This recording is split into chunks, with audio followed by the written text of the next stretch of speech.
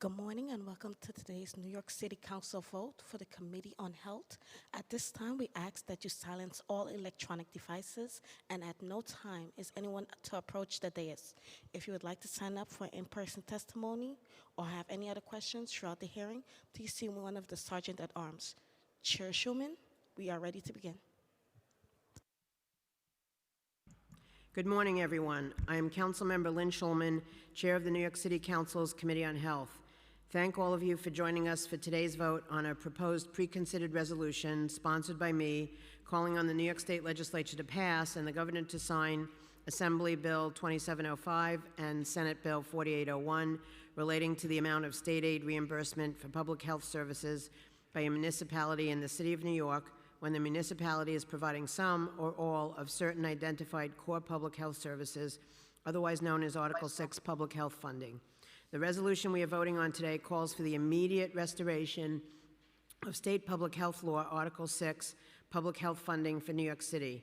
In 2019, New York State reduced the reimbursement rate for New York City by 16%, from 36% down to 20%, and this cut has yet to be reversed.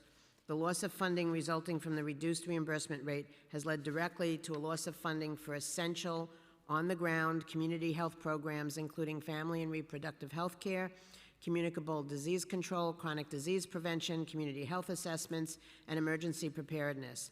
During discussion of my resolution at the committee's February 19th oversight hearing, the Department of Health and Mental Hygiene testified that New York City loses out on upwards of $90 million per year in state public health funding due to these cuts. New York City was the only jurisdiction in the state that suffered these cuts, worsening existing inequities in our health system and disproportionately impacting communities of color and families with low incomes. Per DOHMH, New York City is home to the largest portion of Medicaid recipients in the state of New York.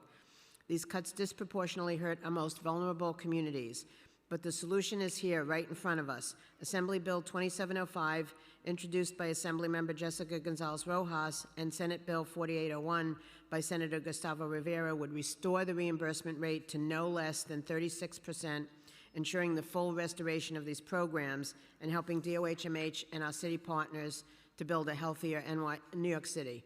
It is crucial that the state advance this life-saving legislation as soon as possible, which will restore millions of dollars for critically needed health services.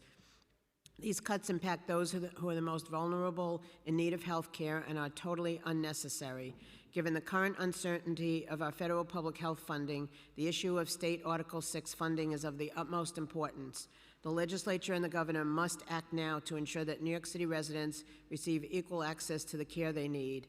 As chair of the Health Committee, I have advocated and will continue to advocate for a restoration of Article 6 funding. I look forward to working with our state partners to pass this urgently needed legislation. I want to conclude by thanking Speaker Adams for her support in prioritizing this issue.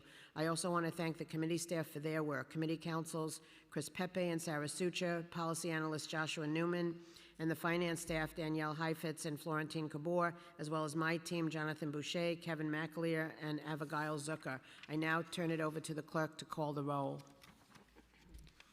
Thank you. Good morning. William Martin, Committee Clerk. Roll call vote. Committee on Health on preconsidered proposed resolution. Amended. Chair Schulman. Aye. Gennaro. Aye. Thank you. Feliz. De La Rosa. Aye. Menin. Aye. Narcisse. Zhuang. Marmarato. Ariola. I vote aye. Congratulations, Chair. With a vote of 6 in the affirmative, 0 in the negative, and no abstentions, resolution has been adopted by the committee. And the roll will be held open at request of the chair.